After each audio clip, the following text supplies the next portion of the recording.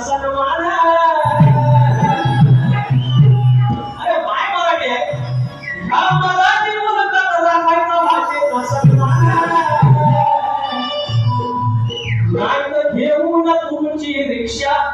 चालतो वयाचं गुमान नाही तर घेऊन टॅक्सी रिक्षा चालतो वयाचं गुमान